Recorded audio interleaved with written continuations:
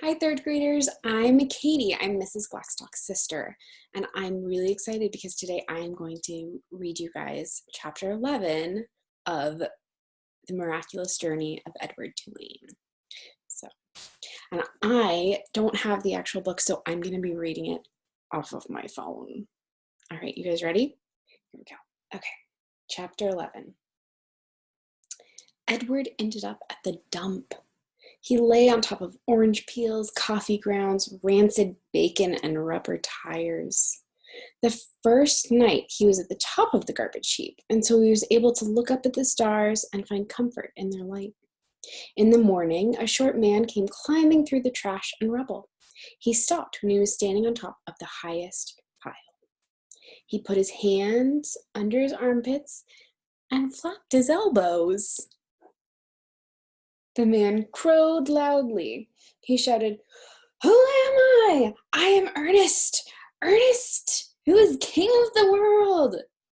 "How can I be king of the world? Because I am king of garbage. And garbage is what the world is made of." "Ha ha ha! Therefore, I am Ernest, Ernest, who is king of the world," he crowed again.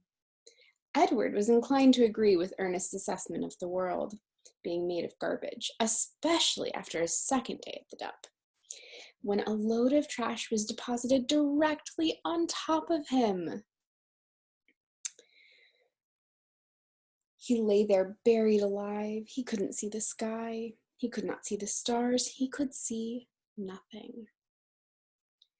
What kept Edward going, what gave him hope, was thinking of how he would find Lolly and exact his revenge. He would pick her by the ears. He would bury her under the mountain of trash. But after almost 40 days and nights had passed, the weight and the smell of the garbage above and below him clouded Edward's thoughts.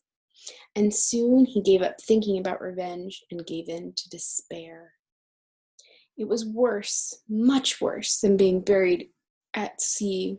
It was worse because Edward was a different rabbit now. He couldn't say how he was different. He just knew that he was.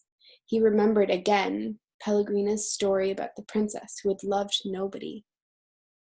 The witch turned her into a warthog because she loved nobody. He understood that now. He heard Pellegrina say, "You disappoint me." "Why?" he asked her. "Why did I disappoint you?" But he knew the answer to that question.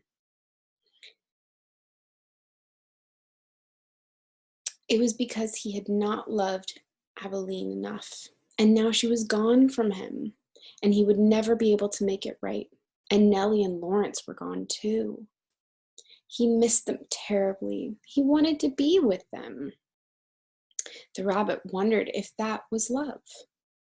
Day after day passed, and Edward was aware of time passing only because every morning he could hear Ernest performing his dawn ritual, cackling and crowing about being king of the world.